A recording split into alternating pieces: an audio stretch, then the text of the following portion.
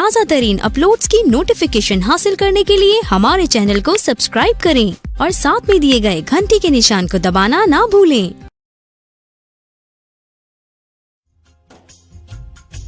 इस आदि अक्षर से ही मूलभूत 5 स्वर और 33 व्यंजन के रूप में 38 अक्षरों का प्रादुर्भाव हुआ। अब कलाओं की उत्पत्ति का क्रम सुनो। ईशान से सत्य शीतलता कला उत्पन्न हुए, तत्पुरुष से शांति कला, अघोर से विद्या कला और वामदेव से प्रतिष्ठा कला और सजोजात से निवृत्ति कला की उत्पत्ति हुई। ईशान से चिच्छा शक्ति द्वारा मिथुन पंचक की उत्पत्ति होती है। अनुग्रह, तिरोभाव, संहार, स्थिति और सृष्टि, इन 5 कृत्यों का हेतु के कारण उसे पंचक कहते हैं। यह बात तत्वदर्शी ज्ञानी मुनियों ने कही है। वाच्य वाचक के संबंध में उससे मिथुन तत्व की प्राप्ति हुई है। कला, वर्ण, स्वरूप, इस पंचक में भूत पंचक की गणना है। मुनि श्रेष्ठ, आकाश आदि के क्रम से इन 5 मिथुनों की उत्पत्ति हुई। इसमें पहला मिथुन है आकाश, दूसरा वायु, तीसरा अग्नि और चौथा जल, 5वां मिथुन पृथ्वी है। इसमें आकाश से लेकर पृथ्वी तक उसे गुणों आकाश में एकमात्र शब्द ही सुना देता है। वायु में शब्द और स्पर्श 2 गुण हैं। अग्नि में शब्द, स्पर्श और रूप, इन तीनों गुणों की प्रधानता है। जल में शब्द, स्पर्श, रूप और रस, ये 4 गुण माने गए हैं तथा पृथ्वी शब्द, स्पर्श, रूप, रस और गंध, इन 5 गुणों से संपन्न है। यही भूतों का व्यापक तत्व कहा गया है। अर्थात शब्द आदि गुणों द्वारा आकाश आदि भूत, वायु आदि परवर्ती भूतों में किस प्रकार व्यापक है, यह दिखाया गया है। इसके विपरीत गंध आदि गुणों के क्रम से वे भूत पूर्ववर्ती भूतों में व्याप्त हैं। अर्थात गंध गुण वाली पृथ्वी जल का और रस गुण वाला जल का अग्नि व्याप्त है इत्यादि रूप से इसकी व्याप्तता को समझना चाहिए। 5 भूतों का यह विस्तार ही प्रपंच कहलाता है। सर्व समदृष्टि का जो आत्मा है उसी का नाम विराट है और पृथ्वी से लेकर क्रमशः शिव तत्वों का जो समुदाय है वही ब्रह्मांड है। वह क्रमशः तत्व समूह में लीन होता है। अतंतो गत्वा सबके जीवन भूत चैतन्यमय परमेश्वर में ही लय को प्राप्त होता है और सृष्टि काल में फिर शक्ति द्वारा भगवान शिव से निकलकर स्थूल प्रपंच के रूप में प्रलय काल पर्यंत सुखपूर्वक स्थित रहता है। अपनी इच्छा से संसार की सृष्टि के लिए उद्धत हुआ महेश्वर का जो प्रथम परिस्पंद है उसे शिव तत्व कहते हैं। यही इच्छा शक्ति तत्व है, क्योंकि संपूर्ण कृत्यों में इसी का अनुवर्तन होता है। मुनीश्वर, ज्ञान और क्रिया, इन 2 शक्तियों में जब ज्ञान का अधिकात्य हो जाता है तब उसे सदा शिव तत्व समझना चाहिए। जब क्रिया शक्ति का उद्रेक हो तथा उसे महेश्वर तत्व जानना चाहिए। जब वह ज्ञान और क्रिया शक्तियां दोनों समान हो तब वह शुद्ध विद्यात्मक तत्व समझना चाहिए। समस्त भाव पदार्थ परमेश्वर के अंगभूत ही हैं, तथापि उसमें जो भेद बुद्धि होती है उसका नाम माया तत्व है। जब भगवान शिव अपने परम ऐश्वर्यशाली रूप को माया से निर्ग्रहित करके संपूर्ण पदार्थों को ग्रहण करने लगते हैं तब उनका नाम पुरुष होता है।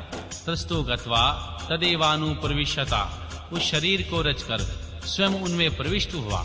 इस श्रुति ने उनको इसी रूप का प्रतिपादन किया है अथवा इसी तत्व का प्रतिपादन करने के लिए उक्त श्रुति का प्रादुर्भाव हुआ है। यही पुरुष माया से मोहित होकर संसारी संसार बंधन से बंधा हुआ पशु कहलाता है। शिव तत्व के ज्ञान से शून्य होने के कारण उसकी बुद्धि नाना कर्मों में आसक्त हो मूढ़ता को प्राप्त हो जाती है। वह जगत को भगवान शिव से अभिन्न नहीं जानता तथा अपने को भी भगवान शिव से भिन्न ही समझता है। प्रभो, यदि भगवान शिव से अपनी तथा जगत की अभिन्नता का बोध हो जाए तो इस पशु जीव को मोह का बंधन प्राप्त ना हो। जैसे इंद्रजाल विद्या के ज्ञाता बाजीगर अपनी रची हुई अद्भुत वस्तुओं के विषय में मोह या भ्रमजाल नहीं लेते, उसी प्रकार ज्ञान योगी को भी नहीं होता। गुरु के उपदेश द्वारा अपने ऐश्वर्य का बोध प्राप्त हो जाने पर वह चिंतानंद घन रूप शिव रूप ही हो जाता है। भगवान शिव की 5 शक्तियां हैं: सर्व, कृत्वा कृत्वा स्वरूपा, सर्व तत्व रूप, पूर्ण तत्व रूपा, नित्य तत्व रूपा और व्यापक तत्व रूपा, जिनकी 5 कलाएं हैं, कला, विद्या, राग, काल और नियति, इन्हें काल पंचक कहते हैं। जो यहाँ 5 तत्वों के रूप में प्रकट होती हैं, उनका नाम कला है।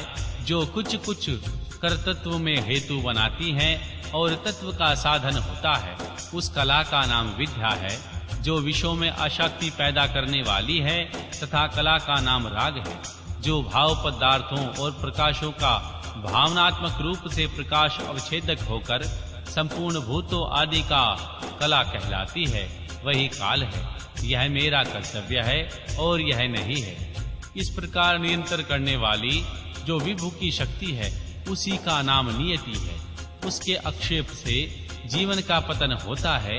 ये 5 ही जीव के स्वरूप को आच्छादित करने वाले आवरण हैं, इसलिए पंचकंचुक कहे गए हैं। इनके निवारण के लिए अंतरंग साधन की आवश्यकता है।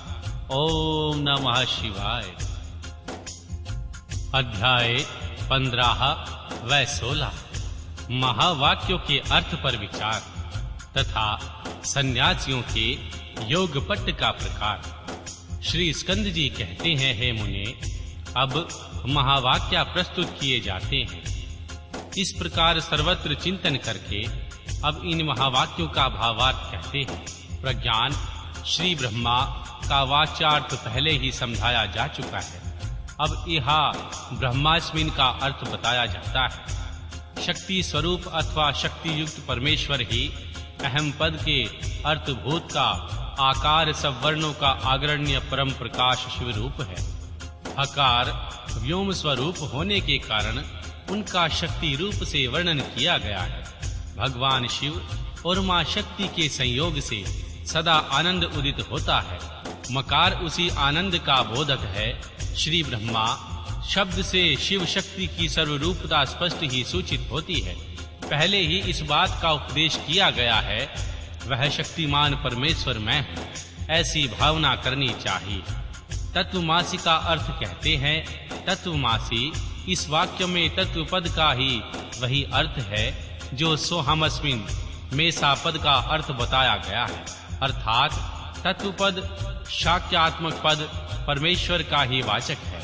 अन्यथा सोहम इस वाक्य में विपरीत अर्थ की भावना हो सकती है, क्योंकि अहम पद पुल्लिंग है, अर्थात सह के साथ उसका अवन्य हो जाएगा।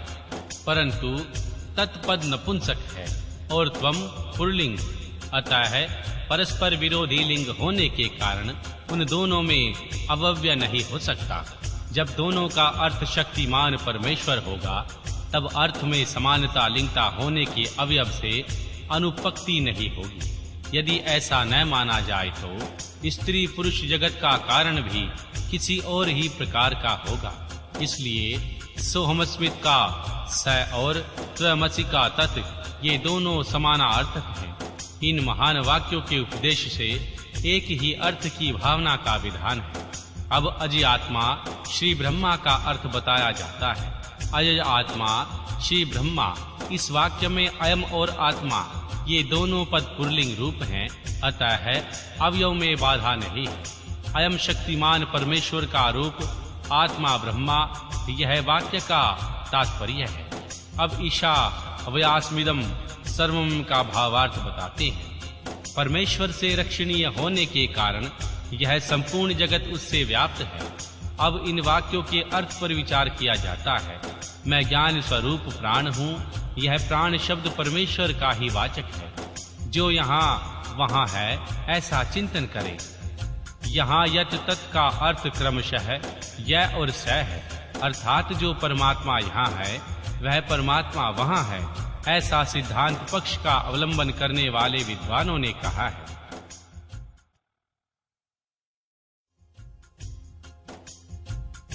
उपयुक्त वाक्य में यत मूत्र तद हिमनव, इस वाक्यांश का भाव यह है कि योत्र मूत्र इससा स्थित है, अर्थात जो परमात्मा वहाँ परलोक में स्थित है, वही यहाँ इस लोक में भी स्थित है। इस प्रकार विद्वानों को पहले के समान ही परम पुरुष परमात्मा रूप अर्थ का यहाँ अभिष्ट है।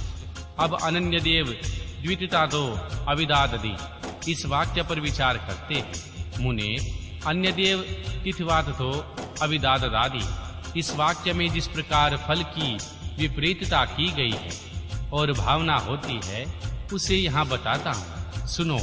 विदितात, यह पद अयथा विदितात, उन्हीं के इन समस्त उत्कृष्ट गुणों से नित्य संबंध है। अपने और पराये के भेद सयाद के अर्थ में प्रावृत हो सकता है। वह विदित से भिन्न है, अर्थात जो असम्यगम रूप से ज्ञात है उसे भिन्न है, उसी प्रकार यथावत रूप से विदित नहीं है, उसे भी पृथक है। इस कथन से यह निश्चित होता है कि मुक्ति रूप फल की सिद्धि के लिए कोई और ही तत्व है जो विदिता विदित से परे है, परंतु जो आत्मा है वह सर्वरूप है, वह किसी से अन्य नहीं हो सकता। अतः है आत्मा या ब्रह्मा आदि पद पूर्ववत शक्तिमान परमेश्वर भगवान शिव के ही बोधक है, यह मानना चाहिए। अब एषत आत्मा तथा यशाय पुरुष, इन दो वाक्यों के अर्थ पर विचार किया जाता है। यह तुम्हारा अंतर्यामी आत्मा है जो स्वयं ही अमृत शिव रूप है। यह जो पुरुष शंभु में है वही सूर्य में भी स्थित है, इन दोनों में कोई भेद नहीं है। जो पुरुष में है वही आदित्य में है, इन दोनों में पृथका नहीं है, एक ही तत्व है, उसी को सर्वरूप कहा गया है। पुरुष और आदित्य, इन दो उपाधियों से युक्त जो अर्थ किया जाता है वह औपचारिक है। उस शंभुनाथ को सब श्रुतियों हिरण्यमय मानती है। हिरण्यवाहने नमः, इसमें जो बाहु शब्द है अब वह सब अंगों का उपलक्षण है, अन्यथा उसे हिरण्यपति कहना भी किसी यत्न से संभव नहीं होता। छंदोगयोपनिषद में जो यह श्रुति है छंदोगत्वा, इसके द्वारा आदित्य मंडला के अंतर्गत पुरुष को सुवर्णमय दाढ़ी मूछों वाला, सुवर्ण सदृश केशों वाला तथा नख से लेकर केशाग्र भाग पर्यंत सारा का सारा सुवर्णमय प्रकाशमय ही बताया गया है। अतः है हिरण्यमय पुरुष साक्षात शंभु ही है। अब अहमस्मिन् परम ब्रह्मा परा तत्पर परा आत्मा, इस वाक्य का तात्पर्य बताता हूँ। सुनो। अहम पद के आर्यभूत सत्यात्मा भगवान शिव ही बताए गए हैं।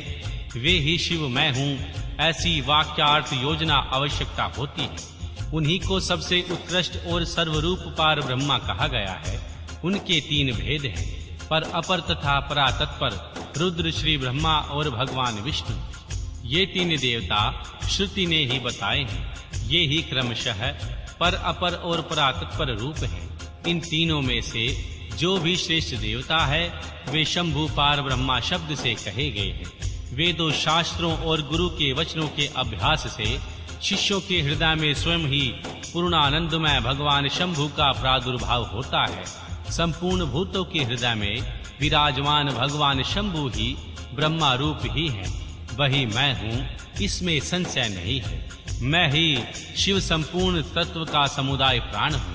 ऐसा कहकर स्कंद जी फिर कहते हैं, हे मुने, मैं शिव आत्म तत्व का, विद्या तत्व का और शिव तत्व का, इन तीनों का प्राण हूँ।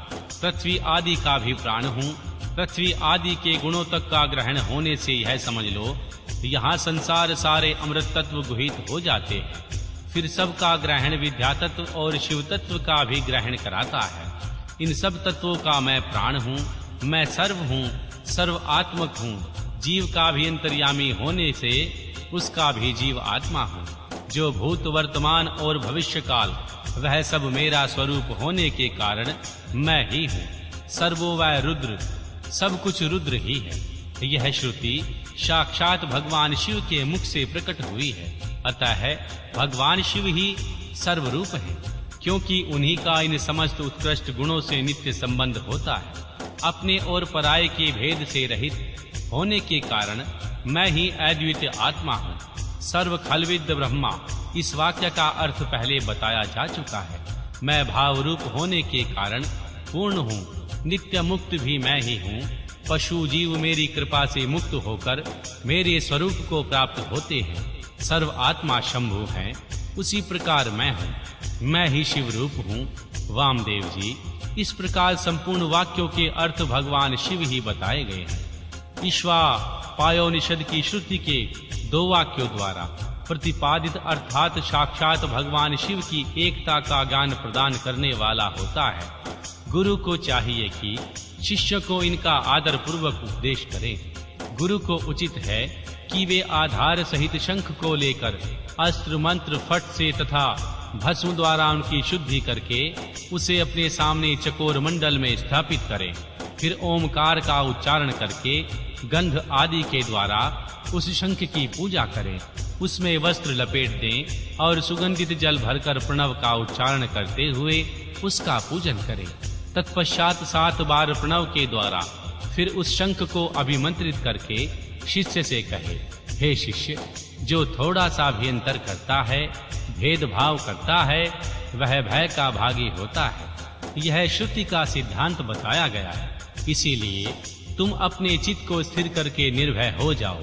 ऐसा कहकर गुरु स्वयं महादेव जी का ध्यान करते हुए उन्हीं के रूप में शिष्य का अर्चन करें।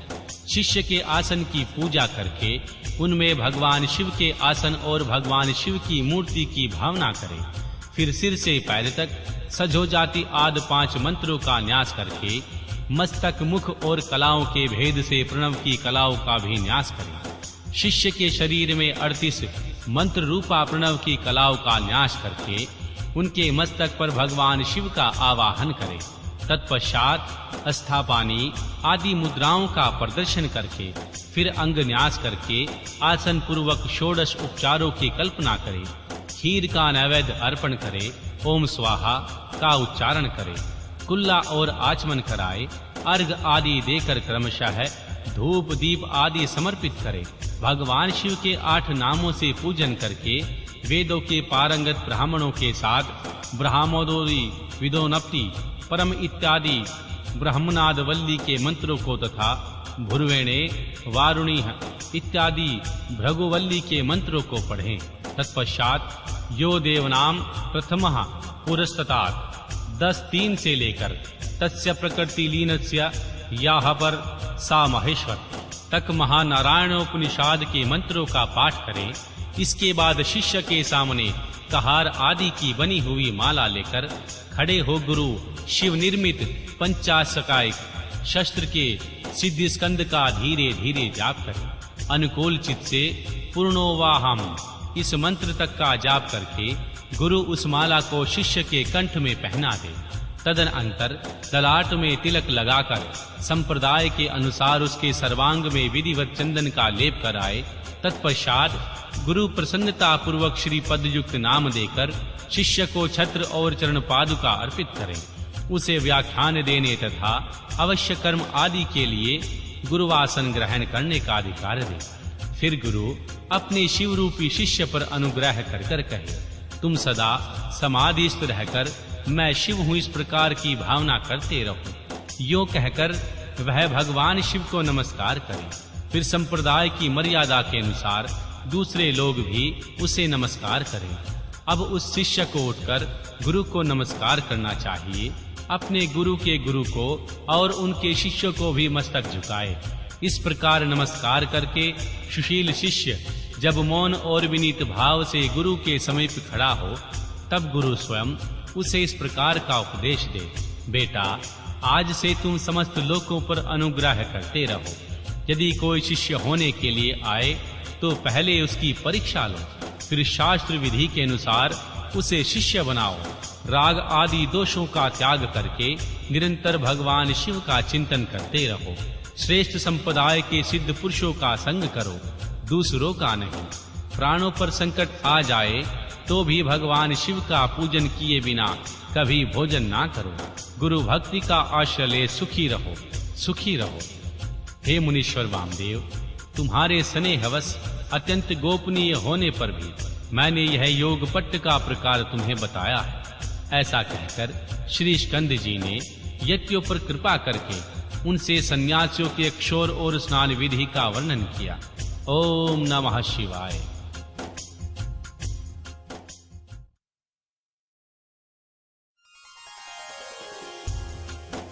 अध्याय 17 व 19 यति के अध्येष्टि कर्म की दशाह पर्यंत विधि का वर्णन। श्री वामदेव जी बोले, जो मुक्त यति है उसके शरीर का दाह कर्म नहीं होता, मरने पर उसके शरीर को गाड़ दिया जाता है, यह मैंने सुना है। मेरे गुरु कार्तिकेय जी, आप प्रसन्नता पूर्वक यतियों के उस अंत्येष्टि कर्म का वर्णन मुझसे कीजिए, क्योंकि तीनों लोकों में आपके सिवा दूसरा कोई इस विषय का वर्णन करने वाला नहीं है। भगवान शंकर नंदन, जो पूर्ण पार ब्रह्मा में अहम भाव का आश्रय ले देह पंजर से मुक्त होते हैं तथा जो उपासक के मार्ग से शरीर बंधन से मुक्त हो परमात्मा को प्राप्त हुए हैं, उनकी गति में क्या अंतर है, यह बताइए। प्रभो, मैं आपका शिष्य हूँ, इसलिए अच्छी तरह विचार करके प्रसन्नता पूर्वक मुझसे इस विषय का वर्णन कीजिए। श्री स्कंद जी ने कहा, जो कोई यति समाधिस्थ हो, भगवान शिव के चिंतन पूर्वक अपने शरीर का परित्याग करता है, यदि महान धीर हो तो परिपूर्ण शिव रूप हो जाता है। किंतु यदि कोई आधारचित होने के कारण समाधि लाभ नहीं कर पाता, तो उसके लिए उपाय बताता हूँ, सावधान होकर सुनो। वेदांत शास्त्र के वाक्यों में जो ज्ञाता ज्ञान और ज्ञेय इन तीन पदार्थों का परिज्ञान होता है, उसे गुरु के मुख से सुनकर यति यम नित्य आदि रूप से योग का अभ्यास करे। उसे करते हुए वह भली भांति भगवान शिव के ध्यान में तत्पर रहे। मुने, उससे नित्य नियम पूर्वक प्रणव के जाप और अर्थ चिंतन में मन को लगाए रखना चाहिए। मुने, यदि देह की दुर्बलता के कारण धीरता धारण में असमर्थता यति निष्काम भाव से भगवान शिव का स्मरण करके अपने जीर्ण शरीर को त्याग दे, तो भगवान सदाशिव के अनुग्रह से नंदी जी के भेजे हुए विख्याता 5 अति वैवाहिक देवता आते हैं। उसमें से कोई तो अग्नि का अभिमानी, कोई ज्योति पुंज स्वरूप, कोई दिनाभिमानी, कोई शुक्ल पक्षाभिमानी और कोई उत्तर का अभिमानी होता है। ये पांचों सब प्राणियों पर अनुग्रह करने में तत्पर रहते हैं। इसी तरह धूमाभिमानी, तम का अभिमानी, रात्रि का अभिमानी, कृष्ण पक्ष का अभिमानी और दक्षिणायन का अभिमानी, ये सब मिलकर 5 होते हैं। ये पांचों विख्यात देवता दक्षिण मार्ग में प्रसिद्ध हैं। महामुने वामदेव जी, अब तुम उन सब देवताओं की वृत्ति का वर्णन सुनो। कर्म के अनुष्ठान में लगे हुए जीवों को साथ ले वे पांचों देवता उनके पुण्यवश स्वर्ग लोक जाते हैं और वहां यथोक्त भोगों का उपभोग करके वे जीव पुण्य क्षीण होने पर पुनः मनुष्य लोक में आते हैं तथा पूर्ववत जन्म ग्रहण करते हैं।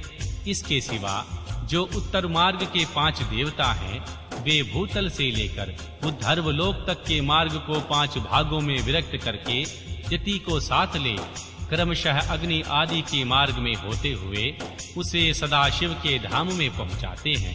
वहां देवादि देव श्री महादेव के चरणों में प्रणाम करके लोकानुग्रह के कर्म में ही लगाए गए हैं। वे अनुग्रहकार देवता उन सदाशिव के पीछे खड़े हो जाते हैं। यति को आया देखकर देवादि देव सदाशिव यदि वहां विरक्त हो तो उनके महामंत्र के तात्पर्य का उपदेश दे श्री गणपति के पद पर अभिरिक्त करने अपने ही समान शरीर देते हैं। इस प्रकार सर्वेश्वर सर्वनियता भगवान शंकर उन पर अनुग्रह करते हैं। उसे अनुग्रहित करके निश्चल समाधि देते हैं। अपने प्रति दस्य भाव की फल स्वरूपा तथा सूर्य आदि के कार्य करने की शक्ति रूपा ऐसी सिद्धियां प्रदान करते हैं जो कहीं अवरुद्ध नहीं होती। साथ ही वे जगत गुरु शंकर उस यति को वह परम मुक्ति देते हैं जो श्री ब्रह्मा जी की आयु समाप्त होने पर भी पुनरावृत्ति के चक्कर से दूर रहती है। अतः यही समदृष्टिमान संपूर्ण ऐश्वर्यों से युक्त पद है और यही मोक्ष का राजमार्ग है। ऐसा वेदांत शास्त्र का निश्चय है। जिस समय यति मरण सन्न हो शरीर से शिथिल हो जाए, उस श्रेष्ठ संप्रदाय वाले दूसरी यति अनुकूलता की भावना ले उसके चारों ओर खड़े हो जाएं। वे सब वहां क्रमशः प्रणव आदि वाक्यों का उपदेश दे उनके तात्पर्य का सावधानी और प्रसन्नता के साथ सुस्पष्ट वर्णन करें तथा जब तक उनके प्राणों का लय न हो तब तक निर्गुण परम ज्योति स्वरूप सदा शिव का उन्हें निरंतर स्मरण करते रहना चाहिए। सब यतियों का यहाँ समान रूप से संस्कार क्रम बताया जाता है। सन्यासी सब कर्मों का त्याग करके भगवान शिव का आश्रय ग्रहण कर लेते हैं, इसलिए उनके शरीर का दाह संस्कार नहीं होता और उनके न होने से उनकी दुर्गति नहीं होती। सन्यासी के शरीर को दूषित करने वाले राजा का राज्य नष्ट हो जाता है, उसके गांवों में रहने वाले लोग अत्यंत दुखी हो जाते हैं। इसीलिए उस दोष का परिहार करने के लिए शांति का विधान बताया जाता है। उस समय नमः हिरण्यन्याय ये लेकर नमः अमीकवे के भ्याय नमः तक के मंत्र का विनीत चित्त होकर जाप करें। फिर अंत में ओमकार का जाप करते हुए मिट्टी से देव यजन की पूर्ति करें। मुनीश्वर, ऐसा करने से उस दोष की शांति हो जाती है।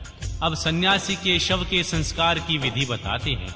पुत्र या शिष्य आदि को चाहिए कि यति के शरीर का यथोचित रीति से उत्तम संस्कार करे। ब्राह्मण, मैं कृपा पूर्वक संस्कार की विधि बता रहा हूँ, सावधान होकर सुनो। पहले यति के शरीर को शुद्ध जल से नहलाकर पुष्प आदि से उसकी पूजा करें। पूजन के समय श्री रुद्र संबंधी चम का अध्याय और नम का अध्याय का पाठ करके रुद्र सूक्त का उच्चारण करें। उसके आगे शंख की स्थापना करके शंखस्थ जल से यति के शरीर का अभिषेक करें। सिर पर पुष्प रखकर प्रणव द्वारा उनका मार्जन करें। पहले के कोपिन आदि को हटाकर दूसरे नवीन कोपिन आदि धारण कराएं। फिर विधि पूर्वक उनके सारे अंगों में भस्म लगाएं। विधिवत त्रिपुंड लगाकर चंदन युक्त तिलक करें। फिर फूलों और मालाओं से उनके शरीर को अलंकृत करें। छाती, कंठ, मस्तक, बाह, कलाई और कानों में क्रमशः रुद्राक्ष की माला के आभूषण मंत्रोच्चारण पूर्वक धारण कराकर उन सब अंगों को सुशोभित करें। फिर धूप देकर उस शरीर को उठाएं और विमान के ऊपर रखकर ईशान आदि 5 ब्रह्ममय रमणीय रथ पर स्थापित करें। आदि में ओमकार के युक्त 5 सजोजाति ब्रह्म आदि मंत्रों का उच्चारण करके सुसज्जित पुष्पों और मालाओं से उस रथ को सुसज्जित करें। फिर नृत्यवाद तथा ब्राह्मणों के वेद मंत्रोच्चारण की ध्वनि के साथ ग्राम की प्रदक्षिणा कराते हुए उस प्रेत को बाहर ले जाएं। तदनंतर साथ गए हुए वे सब यति गांव के पूर्व या उत्तर दिशा में पवित्र स्थान में किसी पवित्र वृक्ष के निकट देवजन गड्ढा खोदें। उसकी लंबाई सन्यासी के दंड के बराबर होनी चाहिए। फिर प्रणव तथा व्याहति मंत्रों से उस स्थान का प्रोक्षण करके वहां क्रमशः शमी के पत्र और फूल बिछाएं। उसके ऊपर उत्तराग्र कुश बिछाकर उस योग पीठ को रखें। उसके ऊपर पहले कुश बिछाएं। कुशों के ऊपर मृग चर्म तथा उसके भी ऊपर वस्त्र बिछाकर प्रणव सहित सजो जाति 5 ब्रह्म मंत्रों का पाठ करते हुए पंचांग द्रव्यों द्वारा उस शव का प्रोक्षण करें। तत्पश्चात रुद्र सूक्त एवं प्रणव का उच्चारण करते हुए शंख से जल से उसका अभिषेक करके उसके मस्तक पर फूल डालें। शिष्य आदि संस्कार करता पुरुष वहां गए हुए हैं। मृत यति के अनुकूल भाव रखते हुए भगवान शिव का चिंतन करते रहे। तदनंतर ओमकार का उच्चारण और स्वस्ति वाचन करके उस शव को उठाकर गड्ढे के भीतर योगासन पर इस तरह बिठाएं जिससे उसका मुख पूर्व दिशा की ओर रहे। फिर चंदन पुष्प से अलंकृत करके उसे धूप और गुग्गुल की सुगंध दें। इसके बाद विष्णु हविष्यमिद रक्षस्व ऐसा कहकर उसके दाहिने हाथ में दंड दें और प्रजापते त्वादेद वायनायो शूयजु ते ही 64 इस मंत्र को पढ़कर बाएं हाथ से जल सहित कमंडलू अर्पित करें। फिर ब्रह्म अज्ञान प्रथमा शूयक्षु 13 व 3 इस मंत्र से उनके मस्तक का स्पर्श करके दोनों भौहों से स्पर्श पूर्वक रुद्र सूक्त का जाप करें। तत्पश्चात यजु इत्यादि 4 मंत्रों को पढ़कर नारियल के द्वारा यति के शव के मस्तक का भेदन करें। इसके बाद उस गड्ढे को पाट दें। फिर उस स्थान पर स्पर्श करके अनन्य चित्त से 5 ब्रह्म मंत्रों का जाप करें। तदनंतर जो देवनाम प्रथमा पुरस्ततात से लेकर तस्य प्रकृति लीनस्य या परसा महेश्वराम तक महानारायण आदि निषाद के मंत्रों का जाप करके संसार रूपी रोग के भेषज सर्वज्ञ स्वतंत्र तथा सब पर अनुग्रह करने वाले उमा सहित महादेव जी का चिंतन एवं पूजन करें। पूजन की विधि यो है, एक हाथ ऊंचे उठे, 2 हाथ लंबे चौड़े एक पीठ का मिट्टी के द्वारा निर्माण करें, फिर उसे गोबर से लीपे, वहां पीठ चकोर होना चाहिए। उसके मध्य भाग में उमा महेश्वर को स्थापित करके गंध अक्षत सुगंधित पुष्प बिल्व पत्र और तुलसी दलों से उनकी पूजा करें। तत्पश्चात प्रणव से धूप और दीप निवेदन आदि करें। फिर दूध और हविष्य का नैवेद्य लगाकर 5 बार परिक्रमा करके नमस्कार करें। फिर 12 बार प्रणव का जाप करके प्रणाम करें। तदनंतर ब्राहीभूत यति की तृप्ति के लिए नारायण पूजन, बलिदान, घृत दीप दान का संकल्प करके गर्त के ऊपर मृगमय लिंग बनाकर पुरुष सूक्त से पूजा करके घृत मिश्रित पायस की बलि दे। घी का दीप जला पायस बलि को जल में डाल दे। तत्पश्चात दिशा विदिशाओं के क्रम से प्रणव के उच्चारण पूर्वक ओम ब्रह्मणे नमः इस मंत्र से ब्राहीभूत यति के लिए शंख से 8 बार अर्घ जल दे। इस प्रकार 10 दिनों तक करता रहे। मुनि श्रेष्ठ, यह दशा तक की विधि तुम्हें बताई गई है। अब यतियों के एकादशाह की विधि सुनो। ओम नमः शिवाय।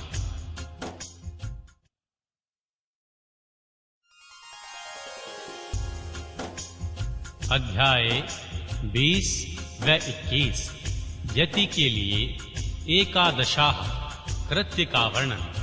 श्री स्कंद जी कहते हैं, हे वामदेव जी, यति का एकादशाह प्राप्त होने पर जो विधि बताई गई है उसका मैं तुम्हारे स्नेहवश वर्णन करता हूँ। मिट्टी की वेदी बनाकर उसका सम्मार्जन और उपलेपन करें। तत्पश्चात पुण्य हवन पूर्वक प्रोक्षण करके पश्चिम से लेकर पूर्व की ओर 5 मंडल बनाएं और स्वयं श्राद्ध करता उत्तराभिमुख बैठकर कार्य करें। प्रदेश मात्र लंबा चौड़ा चकोर मंडल बनाकर उसके मध्य भाग में बिंदु करके उसके ऊपर त्रिकोण मंडल, उसके ऊपर षटकोण मंडल और उसके ऊपर गोल मंडल बनावे और फिर अपने सामने की शंख की स्थापना करें। उसकी पूजा के लिए बताई हुई पद्धति के क्रम से आचमन प्राणायाम एवं संकल्प करके पूर्वोक्त 5 अतिथि वैहिक देवताओं तथा देवेश्वरी देवियों के पूजन में ध्यान लगाएं। उत्तर और शासन के लिए कुश डालकर जल का स्पर्श करें। पश्चिम से आरंभ करके पूर्व पर्यंत जो मंडल बताए गए हैं उनके भीतर पीठ के रूप में पुष्प रखें। उन पुष्पों पर क्रमशः उक्त 5 देवियों का आवाहन करें। पहले अग्नि पुंज स्वरूपिणी अतिवाहिक देवी का आवाहन करते हुए इस प्रकार कहें, ओम ह्रीं अग्नि रूपा माता वाहिक देवता नाम आवाहयामि नमः। इस प्रकार सर्वत्र वाक्य योजना और भावना करें। इस तरह 5 देवियों का आवाहन करके प्रत्येक के लिए आदर पूर्वक स्थापना आदि मुद्राओं का प्रदर्शन करें। तत्पश्चात हरांग हिरिंग हुरुंग हरोंग हरांग इन बीज मंत्रों द्वारा षडंग न्यास और करन्यास करें। इसके बाद उन देवियों का इस प्रकार ध्यान करना चाहिए। उन सब के 4-4 हाथ हैं। उनमें 2 के हाथों में पाश और अंकुश धारण करती हैं तथा शेष 2 हाथों में अभय और वर्ण मुद्राएं हैं। उनकी अंग कांति चंद्र कांति मणि के समान है। लाल अंगूठियों की प्रभा से उन्होंने संपूर्ण दिशाओं के मुखमंडल को रंग दिया है। वे लाल वस्त्र धारण करती हैं। उनके हाथ और पैर कमलों के समान शोभा पाते हैं। 3 नेत्रों से सुशोभित मुख रूपी पूर्ण चंद्रमा की छटा से वे मन को मोह लेती हैं। माणिक्य निर्मित मुक्तों से उद्भाषित चंद्रलेखा उनके सीमंत को विभूषित कर रही है। कपोलों पर रत्नमय कुंडल झलमला रहे हैं। उनके उरोज पीन तथा उन्नत हैं। हार के यूर कड़े और करघरनी की लड़ियों से विभूषित होने के कारण वे बड़ी मनोहारिणी जान पड़ती है। उनका कटिभाग कृश और नितंब स्थूल हैं। उनके अंग लाल रंग के दिव्य वस्त्रों से आच्छादित हैं। चरणार विंदों में माणिक्य निर्मित पाजेबों की झनकार होती है। पैरों की अंगुलियों में बिच्छुओं की पंक्ति अत्यंत सुंदर एवं मनोहर है। यदि अनुग्रह मुर्दे के समान मूर्तिमान हो तो उसे क्या सिद्ध हो सकता है। इसलिए वे देव या महेश्वर की भांति शाक्यात्मक मूर्ति वाले अनुग्रह से संपन्न है। अतः उनके अनुग्रह से सब कुछ सिद्ध हो सकता है। सब पर अनुग्रह करने वाले भगवान शिव ने ही उन 5 मूर्तियों को स्वीकार किया है। इसलिए वे दिव्य संपूर्ण कार्य करने में समर्थ तथा परम अनुग्रह में तत्पर हैं। इस प्रकार उन सब अनुग्रह पारायण कल्याणमयी देवियों का ध्यान करके उनके लिए शंखस्थ जल के बिंदुओं द्वारा पैरों में, पग, हाथों में आचमनीय तथा मस्तकों पर अर्घ देना चाहिए। तदनंतर शंख से जल की बूंदों से उनका स्नान कर्म उत्पन्न कराना चाहिए। स्नान के पश्चात दिव्य लाल रंग के वस्त्र और उत्तरीय अर्पित करें। बहुमूल्य मुकुट एवं आभूषण दे। इन वस्तुओं के अभाव में मन के द्वारा भावना करके इन्हें अर्पित करना चाहिए। तत्पश्चात सुगंधित चंदन, अत्यंत सुंदर अक्षत तथा उत्तम गंध से युक्त मनोहर पुष्प चढ़ाएं। अत्यंत सुगंधित धूप और घी की बत्ती से युक्त दीपक निवेदित करें। इन सब वस्तुओं को अर्पण करते समय आरंभ में ओम ह्रीं का प्रयोग करके समर्पयामि नमः बोलना चाहिए। ओम ह्रीं अगण्यदी रूपाभ्या पंचदेवीभ्या दीप समर्पयामि नमः। इसी तरह अन्य उपचारों को अर्पित करते समय आख्योक्त योजना कर लेनी चाहिए। दीप समर्पण के पश्चात हाथ जोड़कर प्रत्येक देवी के लिए पृथक पृथक केले के पत्ते पर पूरा स्वसित नैवेद्य रखना चाहिए। वह नैवेद्य घी, शक्कर और मधु से मिश्रित खीर, पुआ, केले के फल और गुड़ आदि के रूप में होना चाहिए। भूर्भुवः स्वाहा बोलकर उनका प्रोक्षण आदि संस्कार करें। फिर ओम ह्रीं स्वाहा नैवेद्य नियोदातामि नमः बोलकर नैवेद्य समर्पण के पश्चात ओम ह्रीं नैवेद्यान्ते आचमनार्थ पानीय समर्पयामि नमः कहते हुए बड़े प्रेम से जल अर्पित करें। मुनि श्रेष्ठ तत्पश्चात प्रसन्नता पूर्वक नैवेद्य को पूर्व दिशा से हटा दें। उस स्थान को शुद्ध करके कुल्ला आचमन तथा अर्घ के लिए जल दें और फिर तंबूल, धूप और दीप देकर परिक्रमा एवं नमस्कार करके उनके मस्तक पर हाथ जोड़ इन सब देवियों से प्रार्थना करें। हे श्री माताओं, आप अत्यंत प्रसन्न हो। शिव पद की अभिलाषा रखने वाले इस यति को परमेश्वर के चरणारविंदों में रख दें और उनके लिए अपनी स्वीकृति दे दें। इस प्रकार प्रार्थना करके उन सब का जैसे वो आई थी उसी तरह विदा देकर विसर्जन कर दे और उनका प्रसाद लेकर कुंवारी कन्याओं को बांट दे या गौओं को खिला दे अथवा जल में प्रविष्ट कर दे। इसके सिवा और कहीं किसी प्रकार भी न डाले। यही पार्वण करें। यति के लिए कहीं एक कोशिष्ट श्राद्ध का विधान नहीं है। यहाँ पार्वण श्राद्ध के लिए जो नियम है उसे मैं बता रहा हूँ। मुनि श्रेष्ठ, तुम उसे ध्यान पूर्वक सुनो। इसे कल्याण की प्राप्ति होगी। श्राद्ध करता पुरुष स्नान करके प्राणायाम करे, यज्ञोपवीत पहन सावधान हो, हाथ में पावित्री धारण करके देश काल का कीर्तन करने के पश्चात मैं इस पुण्य तिथि को पार्वण श्राद्ध करूंगा, इस तरह संकल्प करें। संकल्प के बाद उत्तर दिशा में आसन के लिए उत्तम कुश बिछाए, फिर जल का स्पर्श करे। उन आसनों पर दृढ़ता पूर्वक उत्तम व्रत का पालन करने वाले 4 शिव भक्त ब्राह्मणों को बुलाकर भक्ति भाव से बिठाए। वे ब्राह्मण उपटन लगाकर स्नान किए होने चाहिए। उनमें से एक ब्राह्मण से कहे, आप विश्वोदि देव के लिए यह श्राद्ध ग्रहण करने की कृपा करें। इसी तरह दूसरों से आत्मा के लिए, तीसरे से अंतर आत्मा के लिए और चौथे से परमात्मा के लिए श्राद्ध ग्रहण करने की प्रार्थना करें।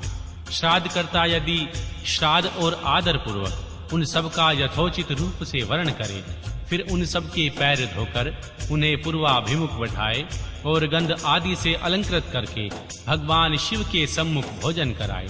तदनंतर वहां गोबर से भूमि को लीप कर पूर्वाग कुश बिछाए और प्राणायाम पूर्वक पिंडदान दे। संकल्प करके 3 मंडलों की पूजा करे। इसके बाद पहले पिंड को हाथ में ले आत्मने एवं पिंडदाम ददामामि ऐसा कहकर उस पिंड को प्रथम मंडल में दे दे। तत्पश्चात दूसरे पिंड को अंतरात्मने इमा पिंड ददामामि कहकर दूसरे मंडल में दे दे। फिर तीसरे पिंड को परमात्मने इमं पिंड ददामामि कहकर तीसरे मंडल में अर्पित करे। इस तरह भक्ति भाव से विधि पूर्वक पिंड और कुशुदक दे। तत्पश्चात उठकर परिक्रमा और नमस्कार करे। तदनंतर ब्राह्मणों को विधिवत दक्षिणा दे। उसी जगह है और उसी दिन नारायण बलि करे। रक्षा के लिए ही सर्वत्र श्री विष्णु की पूजा का विधान है। अतः श्री विष्णु की महापूजा करे और खीर का नैवेद्य लगाए। इसके बाद वेदों के पारंगत 12 विद्वान ब्राह्मणों को बुलाकर केशव आदि नाम मंत्रों द्वारा गंध पुष्प और अक्षत आदि से उनकी पूजा करे। उनके लिए विधि पूर्वक जूता छाता और वस्त्र आदि दे। अत्यंत भक्ति से भांति भांति के शुभ वचन कहकर उन्हें संतोष आदि दे। फिर पूर्वाग कुशों को बिछाकर ओम भूर स्वाहा, ओम भुवा स्वाहा, ओम स्वा स्वाहा ऐसा उच्चारण करके पृथ्वी पर खीर की बलि दे। मुनीश्वर, यह मैंने एकादशाह की विधि बताई है। अब द्वादशाह की विधि बताता हूँ, आदर पूर्वक सुनो।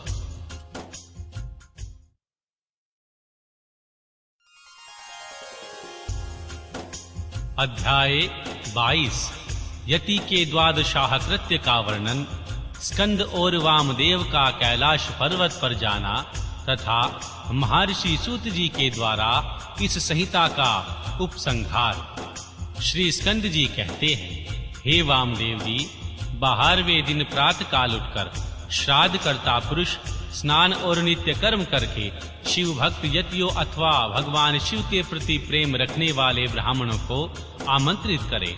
मध्यकाल में स्नान करके पवित्र हुए उन ब्राह्मणों को बुलाकर भक्ति भाव से विधि पूर्वक भांति भांति के स्वादिष्ट अन्न भोजन कराए। फिर परमेश्वर के निकट बिठाकर पंचावरण पद्धति से उनका पूजन करे। तत्पश्चात मौन भाव से प्राणायाम करके देश काल आदि के कीर्तन पूर्वक महान संकल्प की प्रणाली के अनुसार संकल्प करते हुए आस्मद गुरोरिहा पूजाम करिष्यामि, मैं अपने गुरु की यहाँ पूजा करूँगा ऐसा कहकर कृष्ण का स्पर्श करे और फिर ब्राह्मणों के पैर धोकर आचमन करके श्राद्ध करता मौन रहे और भस्म से विभूषित उन ब्राह्मणों को पूर्वाभिमुख अपना आसन पर बिठाए। वहां सदाशिव आदि के क्रम से उन 8 ब्राह्मणों का बड़े आदर के साथ चिंतन करे, अर्थात उन्हें भगवान सदाशिव का आदि का रूप माने। हे मुने, अन्य 4 ब्राह्मणों का भी 4 गुरुओं के रूप में चिंतन करे। चारों गुरु हैं, गुरु परम गुरु है, परातत्पर गुरु और परमेष्ठी गुरु। परमेष्ठी गुरु का उनमें उमा सहित महेश्वर की भावना करते हुए चिंतन करे। अपने गुरु का नाम लेकर ध्यान करे। उन सब के लिए इदमा आसनम ऐसा कहकर पृथक पृथक आसन रखे। आदि में प्रणव, बीच में द्वितीयांत गुरु तथा अंत में आवाहयामि नमः बोलकर आवाहन करे। यथा ओम अमुका नाम माम गुरुम आवाहयामि नमः, ओम परम गुरुनाम आवाहयामि नमः, ओम परातत्पर गुरुवनाम आवाहयामि नमः, ओम परमेष्ठी गुरुवयाम आवाहयामि नमः। इस प्रकार आवाहन करके अर्घोतक अर्घ्य में रखे हुए जल से पग आचमन और अर्घ निवेदित करे।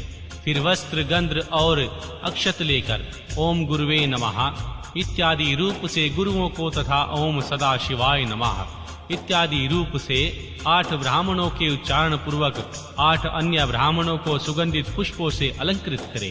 तत्पश्चात धूप दीप देकर कृतामिंद सकल मराधन संपूर्ण वस्तु की गई। यह सारी आराधना पूर्ण रूप से सफल हो ऐसा कहकर खड़े होकर नमस्कार करें। इसके बाद केले के पत्तों को पात्र रूप में बिछाकर जल से शुद्ध करके उन पर शुद्ध अन्न, खीर, पुआ, दाल, साग आदि व्यंजन परोसकर केले के फल, नारियल और गुड़ भी रखे। पात्रों को रखने के लिए आसन भी अलग अलग दे। उन आसनों पर क्रमशः प्रोक्षण करके उन्हें यथास्थान रखे। फिर भोजन पात्र का भी प्रोक्षण एवं अभिषेक करके हाथ से उनका स्पर्श करते हुए कहे, हे विष्णु हविष्यामि रक्षाव, हे विष्णु इस भविष्य को आप सुरक्षित रखें। फिर उठकर उन ब्राह्मणों को पीने के लिए जल देकर उनसे इस प्रकार प्रार्थना करे, सदाशिव यदि मुझ पर प्रसन्न हो तो अभिष्ट वर देने वाले हो। इसके बाद आदि मंत्र का उच्चारण करके अक्षत सहित इस अन्न का त्याग करे, फिर नमस्कार करके उठे और सर्वकृतामस्तु ऐसा कहकर ब्राह्मणों को संतुष्ट करके गणानाम त्वाह इस मंत्र का पहले पाठ करके चारों वेदों के आदि मंत्रों का, रुद्र अध्याय का, चमका अध्याय का, उत्तरुद्र सूक्त का तथा सजोजाति आदि 5 ब्रह्म मंत्रों का पाठ करे। ब्राह्मण भोजन के अंत में भी यथा संभव मंत्र बोले और अक्षत छोड़े, फिर आचमन आदि जल दे, हाथ पैर और मुंह धोने के लिए भी जल अर्पित करे।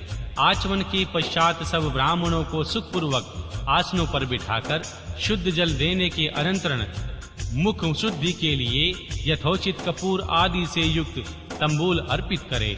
फिर दक्षिणा, चरण पादुका, आसन, छाता, व्यजनन, चौकी और बांस की छड़ी देकर परिक्रमा करे और नमस्कार के द्वारा उन ब्राह्मणों को संतुष्ट करे तथा उनके आशीर्वाद ले पुनः प्रणाम करके उनके गुरु के प्रति अविचल भक्ति के लिए प्रार्थना करे। तत्पश्चात विसर्जन की भावना से कहे, सदा शिवावादाहे प्रीता यथा सुख गच्छन्तु। सदा शिव यदि संतुष्ट हो गए हों, सुखपूर्ण यहाँ पधारे। इस प्रकार विदा करके दरवाजे तक उनके पीछे पीछे जाएं, फिर उनके रोकने पर आगे ना जाकर लौट आए। लौटकर द्वार पर बैठे हुए ब्राह्मणों, बंधुजनों, दीनों और अनाथों के साथ स्वयं भी भोजन करके सुख पूर्वक ऐसा करने से उसमें कहीं भी विकृति नहीं हो जाती। यह सब सत्य है और कटु सत्य है। इस प्रकार प्रतिवर्ष गुरु की उत्तम आराधना करने वाला शिष्य इस लोक में महान भोगों का उपभोग करके अंत में शिवलोक को प्राप्त होता है। हे मुने, यह साक्षात भगवान शिव का कहा हुआ उत्तम रहस्य है जो वेदांत के सिद्धांत से निश्चित किया गया है। तुमने मुझसे जो कुछ सुना है उसे विद्वान पुरुष तुम्हारा ही मत कहेंगे। अतः यदि इसी मार्ग से चलकर शिवो अस्म्यामिस्म, मैं शिव हूँ, इस रूप में आत्म रूप भगवान शिव की भावना करता हुआ शिव रूप हो जाता है। महर्षि सूत जी कहते हैं, इस प्रकार मुनीश्वर वामदेव को उपदेश देकर दिव्य ज्ञानदाता गुरुदेव देवेश्वर कार्तिकेय पिता माता के सर्वदेव वंदित चरणारविंदों का चिंतन करते हुए अनेक शिखरों से आवृत शोभाशाली एवं परम आश्चर्यमय कैलाश को चले। श्रेष्ठ शिष्यों सहित वामदेव भी मयूर वाहन कार्तिकेय को प्रणाम करके शीघ्र ही परम अद्भुत कैलाश शिखर पर आ पहुँचे और महादेव जी के निकट जा उन्होंने उमा सहित महेश्वर के मायानाशक मोक्षदायक चरणों का दर्शन किया। फिर भक्ति भाव से अपना सारा अंग भगवान शिव को अर्पित करके वे शरीर की सुधि बुद्धि भुलाकर उनके निकट दंड की भांति पड़ गए और बारंबार उठ उठकर नमस्कार करने लगे। तत्पश्चात उन्होंने भांति भांति के स्तोत्रों द्वारा जो वेदों और आगामों के रस से परिपूर्ण थे जगदम्बा और पुत्र सहित परमेश्वर शिव का स्तवन किया। इसके बाद देवी पार्वती और महादेव जी के चरणारविंदों को अपने मस्तक पर रखकर उनका पूर्ण अनुग्रह प्राप्त करके वे वहीं सुखपूर्वक रहने लगे। तुम सभी ऋषि भी इस प्रकार प्रणव के अर्थभूत महेश्वर का तथा वेदों के गोपनीय रहस्य वेद सर्वस्व और मोक्षदायक तारक मंत्र ओमकार का ज्ञान प्राप्त करके यहीं सुख से रहो तथा विश्वनाथ जी के चरणों में सायुज्य रूपा अनुपम एवं उत्तम मुक्ति का चिंतन किया करो। अब मैं गुरुदेव की सेवा के लिए बद्रिकाश्रम तीर्थ को जाऊंगा। फिर तुम्हें मेरे साथ संभाषण का एवं सत्संग का अवसर प्राप्त होगा। ओम नमः शिवाय।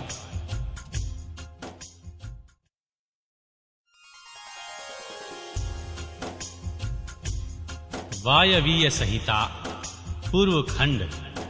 प्रयाग में ऋषियों द्वारा सम्मानित महर्षि सूत जी के द्वारा कथा का आरंभ, विद्या स्थानों एवं पुराणों का परिचय तथा वायु संहिता का आरंभ। श्री व्यास जी कहते हैं, जो जगत की सृष्टि पालन और संहार के हेतु तथा प्रकृति और पुरुष के ईश्वर हैं, उस प्रथम गण पुत्रद्वय तथा उमा सहित भगवान शिव को नमस्कार है, जिनकी शक्ति की कहीं तुलना नहीं है, जिनका ऐश्वर्य सर्वत्र व्यापक है तथा स्वामित्व और विभुत्व जिनका स्वभाव कहा गया है। उन विश्वद्रष्टा सनातन अजन्मा अविनाशी महान देव मंगलमय परमात्मा भगवान शिव की मैं शरण लेता हूँ, जो धर्म का क्षेत्र और महान तीर्थ है, जहाँ गंगा और यमुना का संगम हुआ है तथा जो ब्रह्मलोक का मार्ग है। उस प्रयाग में शुद्ध हृदय वाले सत्यव्रत पारायण महातेजस्वी एवं महाभाग मुनियों ने एक महान यज्ञ का आयोजन किया। वहां कलेश रहित कर्म करने वाले उन महात्माओं के यज्ञ का समाचार सुनकर निपुण कथावाचक त्रिकाल वेता, उत्तम नीति के ज्ञाता तथा कांतदर्शी विद्वान पौराणिक शिरोमणि महर्षि सूत जी उस स्थान पर आए। महर्षि सूत जी को आते देखकर मुनियों का मन प्रसन्नता से खिल उठा। उन्होंने उनसे सत्वामना पूर्वक मधुर बातें कही, उनकी यथा योग्य पूजा की। मुनियों द्वारा की हुई उस पूजा को ग्रहण करके महर्षि सूत जी ने उनकी प्रेरणा से अपने लिए बताए गए उपयुक्त आसन को स्वीकार किया। उस समय महर्षियों ने अनुकूल वचनों द्वारा उनका सत्कार करते हुए उन्हें अत्यंत अभिमुख करके यह बात कही। ऋषि बोले, शिव भक्त शिरोमणि महाबुद्धिमान महाभाग रोमहर्षण जी, आप सर्वज्ञ हैं और हमारे महान सौभाग्य से यहाँ पधारे हैं। तीनों लोक में ऐसी कोई बात नहीं है जो आपको विदित ना हो। आप भाग्यवश हमें दर्शन देने के लिए स्वयं यहाँ आए हैं, अतः अब हमारा कोई कल्याण किए बिना आपको यहाँ से व्यर्थ नहीं जाना चाहिए। इसलिए आप हमें शीघ्र वह पवित्र पुराण सुनाएं जो अत्यंत श्रवणीय, उत्तम कथा और ज्ञान से युक्त तथा वेदांत के सारस्वत से संपन्न हो। वेदवादी मुनियों ने इस प्रकार प्रार्थना की। तब सूत जी ने मधुर न्याय युक्त एवं शुभ वचनों में उन्हें इस प्रकार उत्तर दिया। महर्षि सूत जी ने कहा, महर्षियों, आपने मेरा सत्कार किया और मुझ पर कृपा की है। ऐसी दशा में आपसे प्रेरित होकर मैं आपके समक्ष महर्षियों द्वारा सम्मानित पुराण का भली भांति प्रवचन क्यों नहीं करूंगा। अब मैं श्री महादेव जी, देवी पार्वती, कुमार स्कंद श्री गणेश जी, नंदी तथा सत्यवती कुमार साक्षात भगवान व्यास को प्रणाम करके उन परम पवित्र वेद तुल्य पुराण की कथा कहूंगा, जो शिव तत्व के ज्ञान का सागर और भोग एवं मोक्ष फल देने वाला है, साक्षात साधन है। विद्या के संपूर्ण स्थानों, पुराणों की संख्या का और उनकी उत्पत्ति का विवरण दे रहा हूँ। आप लोग मुझसे इस विषय को ध्यान पूर्वक सुने। 6 वेदांग, 4 वेद, मीमांसा, वितरास, न्याय शास्त्र, पुराण और धर्म शास्त्र, ये 14 विद्याएं हैं। इनके साथ यजुर्वेद, धनुर्वेद, गंधर्व वेद और उत्तम अस्त्र शास्त्र को भी गिन लिया जाए तो ये विद्याएं 18 हो जाती हैं। इन 18 विद्याओं में एक मार्ग से दूसरे भिन्न है। इन सब के निर्माता त्रिकालदर्शी विद्वान साक्षात भगवान शूलपाणी शिव जी हैं, ऐसा श्रुति का कथन है। संपूर्ण जगत के स्वामी उन भगवान शिव को समस्त संसार की सृष्टि करने की इच्छा हुई। तब उन्होंने सबसे पहले अपने सनातन पुत्र साक्षात श्री ब्रह्मा जी को उत्पन्न किया और अपने उन प्रथम पुत्र विश्वयोनि श्री ब्रह्मा को परमेश्वर शिव ने जगत की सृष्टि का ज्ञान प्राप्त करने के लिए पहले ये सब विद्याएं दी। उसके बाद उन्होंने पालन करने के लिए भगवान श्री हरि को नियुक्त किया। उन्हें जगत की रक्षा के लिए शक्ति प्रदान की। वे भगवान विष्णु श्री ब्रह्मा जी के भी पालक हैं। ब्रह्मा जी विद्या प्राप्त करके जब प्रजा की सृष्टि के विस्तार कार्य में लगे, तब उन्होंने संपूर्ण शास्त्रों में पहले पुराण को स्मरण किया और उन्हीं को वे प्रकाश में लाए। पुराणों के प्रकट होने के अनंतर उनके 4 मुखों से चारों वेदों का प्रादुर्भाव हुआ। फिर उन्हीं के मुख से संपूर्ण शास्त्रों की आवृत्ति हुई। द्वापर में भगवान श्री हरि सत्यवती के गर्भ से उसी तरह प्रकट हुए जैसे अरणि से आग प्रकट होती है। उस समय उनका नाम श्री कृष्ण द्वैपायन हुआ। मुनीश्वर श्री कृष्ण द्वैपायन ने वेदों को संक्षिप्त करके उन्हें 4 भागों में विभक्त किया। इस प्रकार 4 भागों में वेदों का न्यास करने से लोक में वेद व्यास के नाम से विख्यात हुए। इसी तरह उन्होंने पुराणों को संक्षिप्त करके 4 लाख श्लोकों से सीमित किया। आज भी देवलोक में पुराणों का जो 100 कोटि श्लोकों में विस्तार है, जो द्विज 6 अंगों और उपनिषदों सहित 4 वेदों को जानना चाहते हैं किंतु पुराण को नहीं जानता, वह श्रेष्ठ विद्वान नहीं हो सकता। इतिहास और पुराणों में वेद की व्याख्या करें जिनका ज्ञान बहुत कम है, अर्थात जो पौराणिक ज्ञान से शून्य है। ऐसे पुरुष से वेद यह सोचकर डरता है कि यह मुझ पर प्रहार कर बैठेगा। सर्ग पति सर्ग, वंश, मन्वंतर और वांशानुचरित ये पुराण के 5 लक्षण हैं। छोटे और बड़े के भेद से 18 पुराण बताए गए हैं। ब्रह्म पुराण, श्री विष्णु पुराण, श्री भागवत पुराण, श्री नारद पुराण, श्री अग्नि पुराण, श्री लिंग पुराण, श्री स्कंद पुराण, श्री कर्म पुराण, श्री गरुड़ पुराण, श्री पद्म पुराण, श्री शिव पुराण, श्री भविष्य पुराण, श्री मार्कंडेय पुराण, श्री ब्रह्मवैवर्त पुराण, वाराह पुराण, श्री वामन पुराण, मत्स्य पुराण और श्री ब्रह्मा पुराण। यह पुराणों का पवित्र क्रम है। इसमें शिव पुराण चौथा है, जो भगवान शिव से संबंध रखता है और सब मनोरथों का साधक है। इस ग्रंथ की श्लोक संख्या 1 लाख है और यह 12,000 संहिताओं में विरक्त है। इसका निर्माण साक्षात भगवान शिव ने ही किया है तथा इसमें धर्म प्रतिष्ठित है। वेद व्यास जी ने इस 1 लाख श्लोक वाले शिव पुराण को संक्षिप्त करके 24,000 श्लोकों का कर दिया है। इसमें साक्षात 7 संहिताएं हैं। पहली विद्येश्वर संहिता, दूसरी रुद्र संहिता, तीसरी शत्र रुद्र संहिता, चौथी कोटि रुद्र संहिता और 5वीं उमा संहिता, छठी कैलाश संहिता और 7वीं वायवीय संहिता। इस प्रकार इसमें 7 ही संहिताएं हैं। विद्येश्वर संहिता में 2000, रुद्र संहिता में 10,500, रुद्र संहिता में 2100, कोटि रुद्र संहिता में 2140, उमा संहिता में 1840, कैलाश संहिता में 1240 और वायवीयता संहिता में 4000 श्लोक हैं। इस परम पवित्र श्री शिव पुराण को आप लोगों ने सुन लिया। केवल 4000 श्लोकों की वायवीयता संहिता रह गई, जो 2 भागों में युक्त है। उसका वर्णन मैं करूंगा। जो वेदों का विद्वान न हो उससे इस उत्तम शास्त्र का वर्णन नहीं करना चाहिए। जो पुराणों को न जानता हो और जिसकी पुराण पर श्रद्धा न हो उसे भी इसकी कथा नहीं कहनी चाहिए। जो भगवान शिव का भक्त हो, शिवोक्त धर्म का पालन करता हो और दोष दृष्टि से रहित हो, इस जांचे बूझे हुए धर्मात्मा शिष्य को ही इसका उपदेश देना चाहिए। जिनकी कृपा से मुझको पुराण संहिता का ज्ञान है, उन अमित तेजस्वी भगवान व्यास जी को मैं नमस्कार करता हूँ। ओम नमः शिवाय।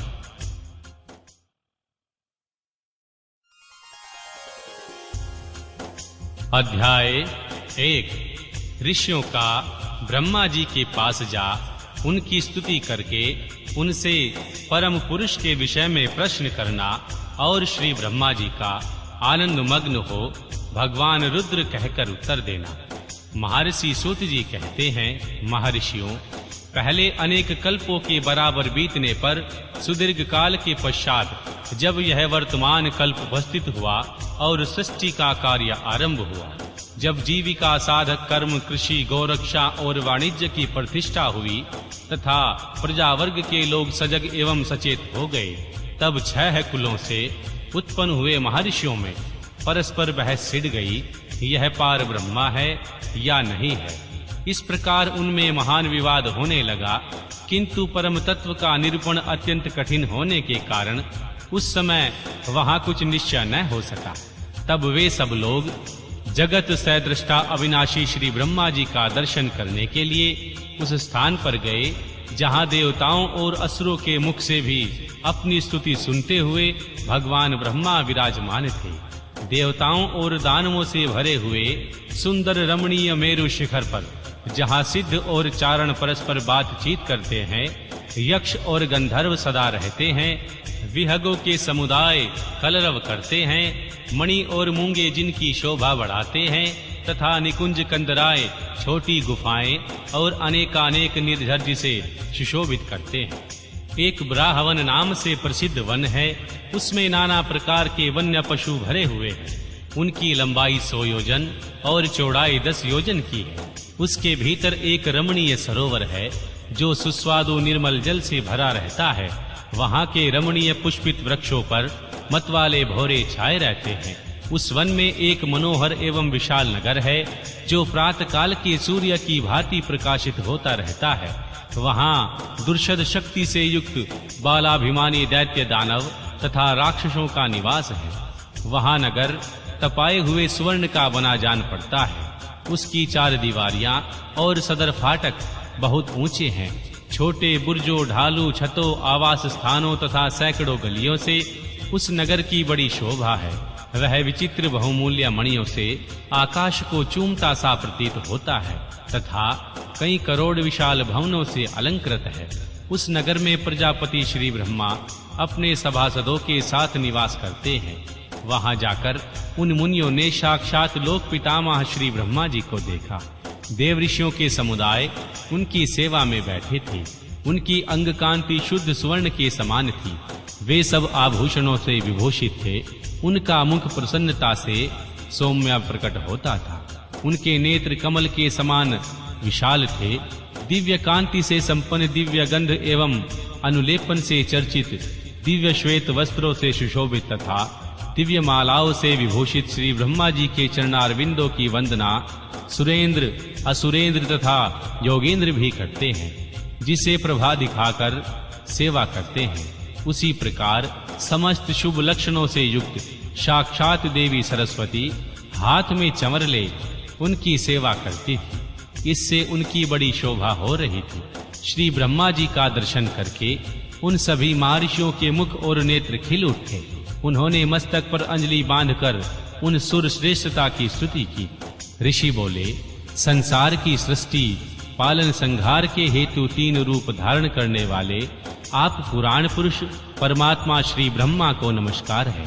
प्रकृति जिनका शरीर है, जो प्रकृति में क्षोभ उत्पन्न करने वाले हैं तथा प्रकृति रूप में 23 विकारों से युक्त होने पर भी जो वास्तव में निर्विकार हैं, उन ब्रह्मदेव को नमस्कार है। ब्रह्मांड जिनकी देह है, जो सभी ब्रह्मांड के उदर में निवास करते हैं तथा वहां रहकर जिनके कार्य और कारण सम्यक रूप से सिद्ध होते हैं, उन ब्रह्मा जी को नमस्कार है। जो सर्वलोक स्वरूप तथा समस्त लोकों के सदृष्टा हैं, जो संपूर्ण जीवों का शरीर से संयोग और वियोग करने में हेतु हैं, उन श्री ब्रह्मा जी को नमस्कार है। नाथ पितामह, आपसे ही संपूर्ण जगत की सृष्टि पालन और संहार होते हैं। तथापि माया से आवृत होने के कारण हम आपको नहीं जानते। महर्षि सूत जी कहते हैं, उन महाभाग महर्षियों के इस प्रकार स्तुति करने पर श्री ब्रह्मा जी उन मुनियों को आहार प्रदान करते हुए गंभीर वाणी में इस प्रकार बोले। श्री ब्रह्मा जी ने कहा, महान सत्व गुण से संपन्न महाभाग तेजस्वी महर्षियों, तुम सब लोग यहाँ किस लिए आए हो? श्री ब्रह्मा जी की इस प्रकार पूछने पर ब्रह्मवेताओं में उन श्रेष्ठ सभी मुनियों ने हाथ जोड़ विनय भरी वाणी में कहा। मुनि बोले, भगवान, हम लोग अज्ञान के महान अंधकार से आवृत हो खिन्न हो रहे हैं। परस्पर विवाद करते हुए हमें परम तत्व का साक्षात्कार नहीं हो रहा। आप संपूर्ण जगत के धारण पोषण करने वाले तथा समस्त कारणों के भी कारण हैं। नाथ, यहाँ ऐसी कोई वस्तु नहीं है जो आपको विदित न हो। कौन ऐसा पुरुष है जो संपूर्ण जीवों से पुरातन अंतर्यामी, उत्कृष्ट, विशुद्ध, परिपूर्ण एवं सनातन परमेश्वर है? कौन आपने अद्भुत क्रियाकलापन द्वारा सबसे प्रथम संसार की सृष्टि करता है? महाप्राज्ञ, हमारे इस संदेह का निवारण करने के लिए आप हमें परमार्थ तत्व का उपदेश दें। मुनियों के इस प्रकार पूछने पर श्री ब्रह्मा जी ने नेत्र आश्चर्य से खोलकर वे देवताओं और दानवों और मुनियों के निकट खड़े होकर उनको देखने लगे और चिरकाल तक ध्यान मग्न हो रुद्र ऐसा कहते हुए आनंद विभोर हो गए। उनका सारा शरीर पुलकित हो उठा और वे हाथ जोड़कर बोले, अध्याय 2। भगवान ब्रह्मा जी के द्वारा परम तत्व के रूप में भगवान शिव की ही महत्ता का प्रतिपादन, उनकी कृपा को ही सब साधनों का फल बताना तथा उनकी आज्ञा से सब मुनियों का नैमिषारण्य में आना।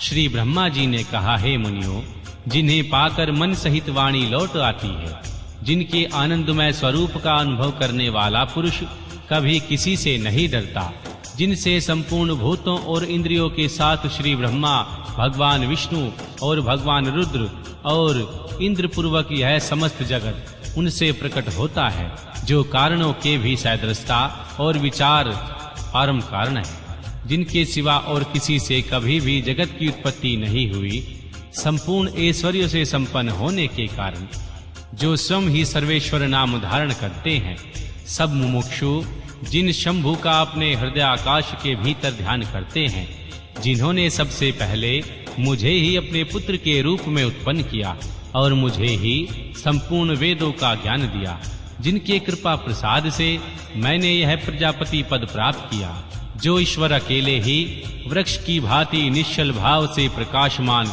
आकाश में विराजमान है, जिन परम पुरुष परमात्मा से यह संपूर्ण जगत परिपूर्ण है, जो अकेले ही बहुत से निष्क्रिय जीवों के शासक एवं उन्हें सक्रियता प्रदान करने वाले हैं, जो महेश्वर एक बीज को अनेक रूपों से परिणित कर देते हैं, जो सबका शासन करने वाले ईश्वर इन जीवों सहित इन समस्त लोकों को वश में रखते हैं। सब रूपों में एकमात्र भगवान रुद्र ही है, दूसरा कोई नहीं, जो सदा ही मनुष्यों के हृदय में भली भांति प्रविष्ट होकर स्थित है, जो स्वयं संपूर्ण विश्व को देखते हुए भी दूसरों से कदापि लक्षित नहीं होते और सदा समस्त जगत के अधिष्ठता हैं, जो अनंत शक्तिशाली एकमात्र भगवान रुद्र काल से मुक्त समस्त कारणों पर भी शासन करते हैं, जिनके लिए न दिन है न रात्रि, जिनके समान कोई भी नहीं है, फिर अधिक तो वो हो कैसे ही सकता है,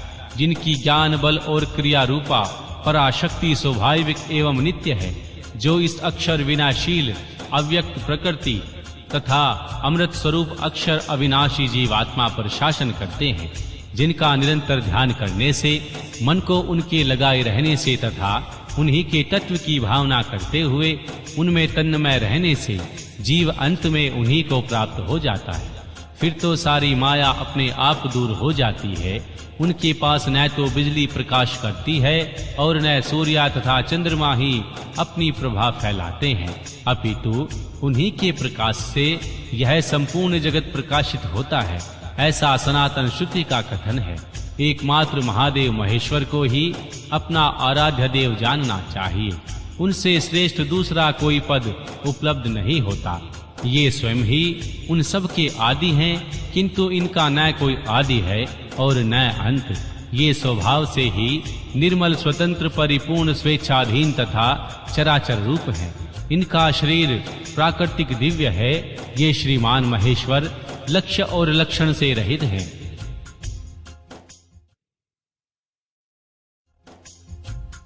ये नित्य मुक्त होकर सबको बंधन से मुक्त करने वाले हैं। काल की सीमा से परे रहकर काल को प्रेरित करने वाले हैं। ये सबके ऊपर निवास करते हैं, स्वयं ही सबके आवास स्थान है, सर्वज्ञ हैं तथा 6 लक्षणों के आध्वा मार्ग से युक्त इस संपूर्ण जगत के पालक हैं।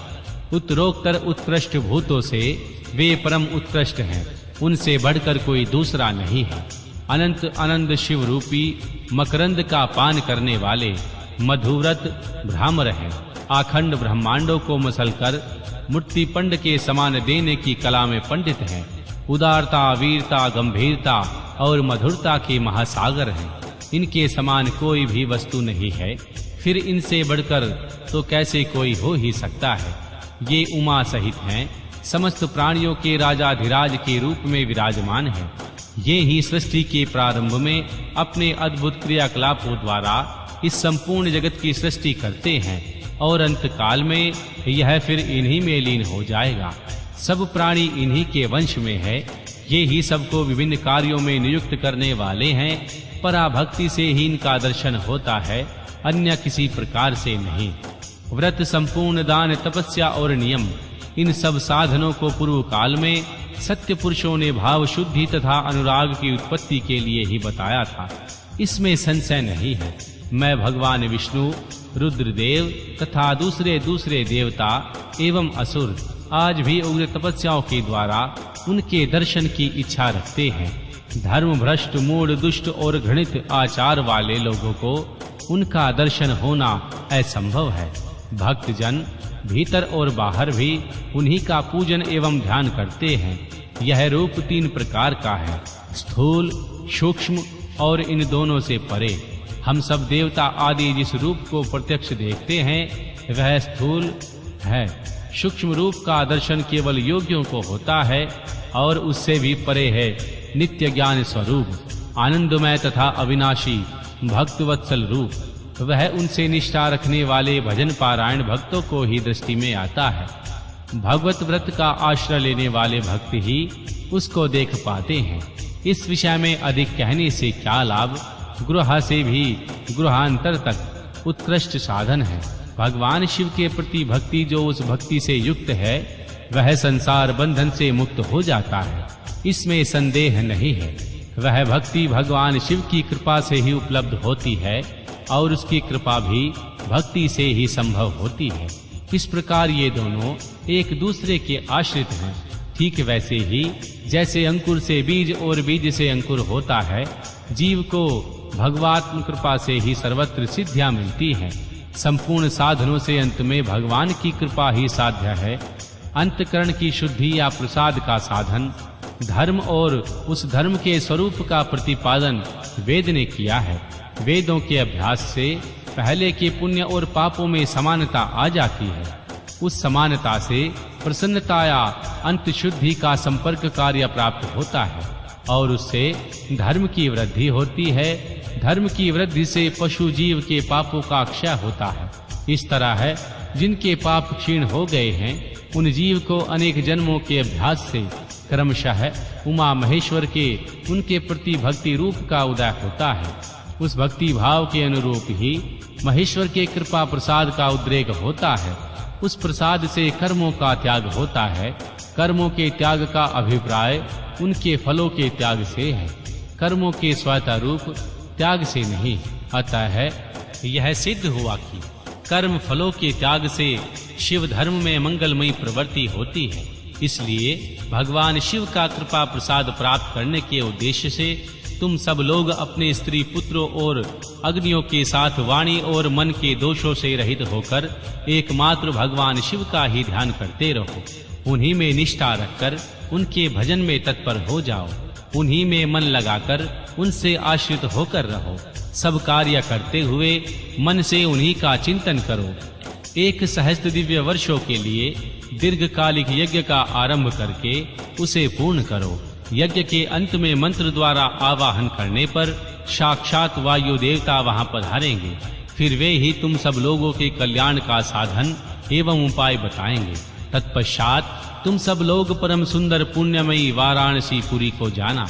वहां पिनाकमणि श्रीमान भगवान विश्वनाथ भक्त जनों पर अनुग्रह करने के लिए देवी पार्वती के साथ सदा विहार करते हैं। द्विजमतो, वहां तुम्हें बड़ा भारी आश्चर्य दिखेगा।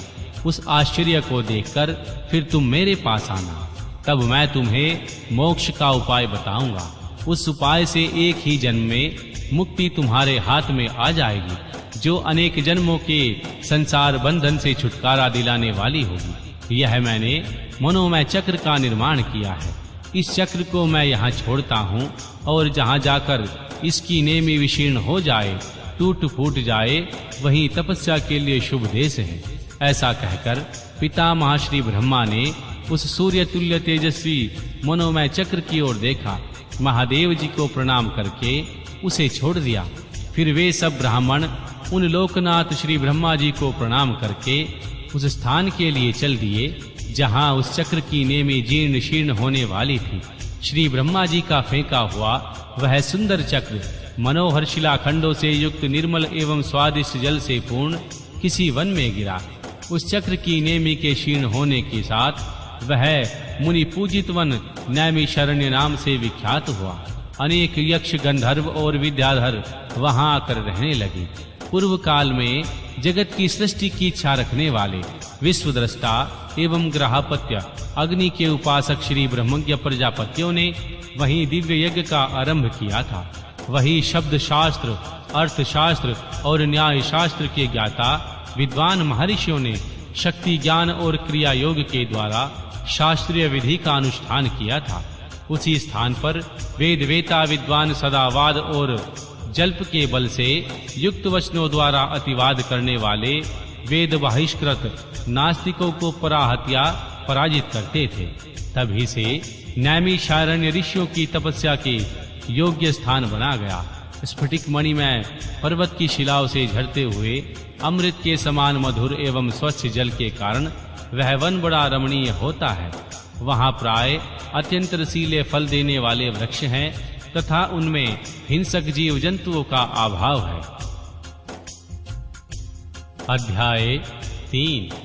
नैमिषारण्य में दीर्घ सत्र के अंत में मुनियों के पास वायु देवता का आगमन, उनका सत्कार तथा ऋषियों के पूछने पर वायु के द्वारा पशुपाश एवं पशुपति का सात्विक विचेचन। महर्षि सूत जी कहते हैं, हे मुनीश्वरों, उस समय उत्तम व्रत का पालन करने वाले उन महाभाग महर्षियों ने उस देश में महादेव जी की आराधना करते हुए एक महान यज्ञ का आयोजन किया। वह यज्ञ जब आरंभ हुआ उस महर्षियों को सर्वथा आश्चर्यजनक जान पड़ा। तदनंतर समय बीतने पर जब प्रचुर दक्षिणाओं से युक्त वह यज्ञ समाप्त हुआ, तब श्री ब्रह्मा जी की आज्ञा से वायुदेव स्वयं वहां पधारे। उनको आया देख दीर्घकालिक यज्ञ का अनुष्ठान करने वाले वे मुनि श्री ब्रह्मा जी की बात को याद करके अनुपम हर्ष का अनुभव करने लगे। उन सब ने उठकर आकाश जन्मा वायु देवता को प्रणाम किया और वहीं बैठने के लिए एक सोने का बना हुआ आसन दिया। वायु देवता उस आसन पर बैठे। मुनियों ने उनकी विधिवत पूजा की। तदनंतर उन सब का अभिनंदन करके वे कुशल मंगल पूछने लगे। श्री वायु देवता बोले, हे ब्राह्मणों, इस महान यज्ञ का अनुष्ठान पूर्ण होने तक तुम सब लोग सकुशल रहे ना। यज्ञ हंता देवद्रोही दैत्यों ने तुम्हें बाधा तो नहीं पहुंचाई, तुम्हारे कोई प्रायश्चित तो नहीं करना पड़ा, तुम्हारे यज्ञ में कोई दोष तो नहीं आया। क्या तुम लोगों ने स्त्रोत और शास्त्र ग्राहों द्वारा देवताओं का तथा पितृकर्मों द्वारा पितरों का भली भांति पूजन करके यज्ञ विधि का अनुष्ठान भली भांति संपन्न किया? इस महायज्ञ की समाप्ति होने पर अब आप लोग क्या करना चाहते हैं? मुनियों ने कहा, प्रभु, हमारे कल्याण की वृद्धि के लिए जब आप यहाँ स्वयं आ गए, तब अब हमारा सब प्रकार से कुशल मंगल ही है तथा हमारी तपस्या भी उत्तम होगी। अब पहले का वृतांत सुनिए। हमारा हृदय अज्ञाना अंधकार से आक्रांत हो गया था।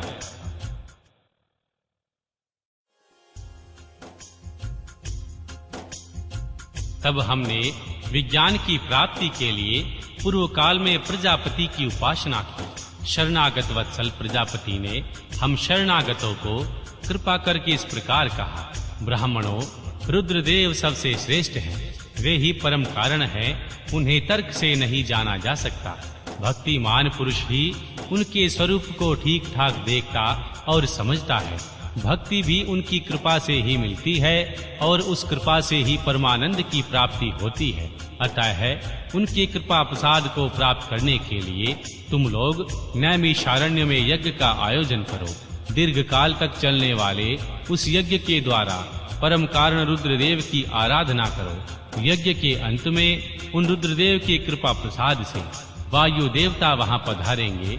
उनके मुख से वहां तुम्हें ज्ञान लाभ होगा और उनसे कल्याण की प्राप्ति होगी। महाभाग, ऐसा आदेश देकर परमेष्ठी ने हम सबको यहाँ भेजा। हम इस तरह देश में आपके आगमन की प्रतीक्षा करते हुए 1 सहस्त्र दिव्य वर्षों तक दीर्घकालिक यज्ञ के अनुष्ठान में लगे रहे।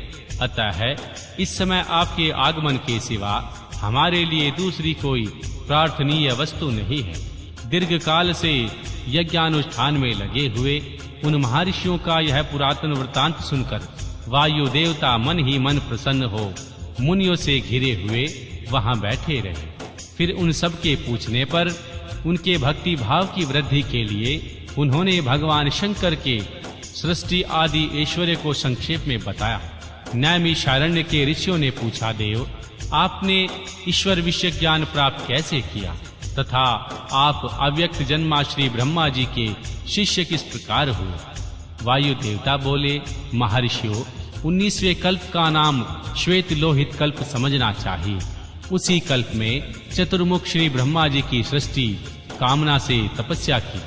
उनकी उस तीव्र तपस्या से संतुष्ट हो स्वयं उनके पिता देवादिदेव महेश्वर ने उन्हें दर्शन दिया। वे दिव्य कुमारावस्था से युक्त रूप धारण करके रूपवानों में श्रेष्ठ श्वेत नामक मुनि होकर दिव्य वाणी बोलते हुए उनके सामने उपस्थित हुए। वेदों के अधिपति तथा सबके पालक पिता महेश्वर का दर्शन करके गायत्री सहित श्री ब्रह्मा जी ने उन्हें प्रणाम किया और उन्हीं के उत्तम ज्ञान को पाया। ज्ञान पाकर विश्वकर्मा चतुर्मुख श्री ब्रह्मा जी संपूर्ण चराचर भूतों की सृष्टि करने लगे। साक्षात परमेश्वर शिव से सुनकर श्री ब्रह्मा जी ने अमृत स्वरूप ज्ञान प्राप्त किया। इसलिए मैंने तपस्या के बल से उन्हीं के मुख से उस ज्ञान को उपलब्ध किया। मुनियों ने पूछा, आपने वह कौन सा ज्ञान प्राप्त किया जो सत्य से भी परम सत्य एवं शुभ है तथा जिसमें उत्तम निष्ठा रखकर पुरुष परमानंद को प्राप्त होता है? वायु देवता बोले, महर्षियों मैंने पूर्व काल में पशुपास और पशुपति का जो ज्ञान प्राप्त किया था, सुख चाहने वाले पुरुष को उसी में ऊंची निष्ठा रखनी चाहिए। अज्ञान से उत्पन्न होने वाला दुख ज्ञान से ही दूर होता है। वस्तु के विवेक का नाम वस्तु के 3 भेद माने गए हैं, जड़, प्रकृति, चेतन जीव और उन दोनों का नियंता परमेश्वर। इन्हीं तीनों को क्रम से पाश, पशु तथा पशुपति कहते हैं। तत्वज्ञ पुरुष प्राय इन्हीं 3 तत्वों को क्षर, अक्षर तथा उन दोनों से अतीत कहते हैं। अक्षर ही पशु कहा गया है, क्षार तत्व का ही नाम पाश है और क्षर और अक्षर दोनों से परे जो परम तत्व है उसी को पति या पशुपति कहते हैं। प्रकृति को ही अक्षर कहा गया है, पुरुष जीव को ही अक्षर कहते हैं और जो इन दोनों को प्रेरित करता है वह अक्षर और अक्षर दोनों से भिन्न तत्व परमेश्वर कहा गया है। माया का ही नाम प्रकृति है, पुरुष उस माया से आवृत है। मल और कर्म के द्वारा प्रकृति पुरुष के साथ संबंध होता है। भगवान शिव ही इन दोनों के प्रेरक ईश्वर है। माया महेश्वर की शक्ति है, चित्त स्वरूप जीव उस माया से आवृत है। चेतन जीव को आच्छादित करने वाला अज्ञानमय पाश ही मल कहलाता है। उसे शुद्ध हो जाने पर जीव स्वतः शिव हो जाता है, वह विशुद्ध ही शिव तत्व है। मुनियों ने पूछा, सर्वव्यापी चेतन को माया हेतु कैसे आवृत करते हैं? इसलिए पुरुष को आवरण प्राप्त होता है और किस उपाय से उसका निवारण होता है? वायु देवता बोले, व्यापक तत्व को भी आंशिक आवरण प्राप्त होता है, क्योंकि कला आदि भी व्यापक है। भोग के लिए किया गया कर्म ही उस आवरण में कारण है। मल का नाश होने से वह आवरण दूर हो जाता है। कला, विद्या, राग, काल और नियति, इन्हीं को कला आदि कहते हैं। कर्म फल का जो उपभोग करता है उसी का नाम पुरुष है, जीव है। कर्म 2 प्रकार के हैं, पुण्य कर्म और पाप कर्म। पुण्य कर्म का फल सुख है और पाप कर्म का फल दुख है। कर्म अनादि है और फल का उपभोग लेने पर उसका अंत हो जाता है। यद्यपि जड़ कर्म का चेतन आत्मा से कुछ संबंध नहीं है, तथापि अज्ञानवश जीव ने उसे अपने आप में मना रखा है। भोग कर्म का विनाश करने वाला है। प्रकृति को भोग्य कहते हैं और भोग साधन है शरीर। ब्राह्म इंद्रिया और अनंत कारण उसके द्वार हैं। अतिशय भक्ति भाव से उपलब्ध हुए महेश्वर के कृपा प्रसाद से मल का नाश होता है और मल का नाश हो जाने पर पुरुष निर्मल भगवान शिव के समान हो जाता है। विद्या पुरुष की ज्ञान शक्ति को और कला उसकी क्रिया शक्ति को अभिव्यक्त करने वाली है। राग भोग्य वस्तु के लिए क्रिया में प्रावृत्त करने वाला होता है। काल उसके अच्छेदक होता है और नियति उससे नियंत्रण में रखने वाली है। अव्यक्त रूप जो कारण है वह त्रिगुणामय है। उसी से जड़ जगत की उत्पत्ति होती है और उसी से उसका लय होता है। तत्व चिंतक पुरुष उस अव्यक्त को ही प्रधान और प्रकृति कहते हैं। सत्व, रज और तम ये तीनों गुण प्रकृति से प्रकट होते हैं।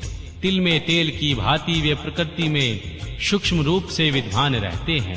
सुख और उसके हेतु को संक्षेप में सात्विक कहा गया है। दुख और उसके हेतु राजस कार्य हैं तथा जड़ता और वृत्ति उद्धर्व को ले जाने वाली है। तमसी वृत्ति उद्योग गति में डालने वाली है तथा राजसी वृत्ति मध्यम में स्थित रखने वाली है।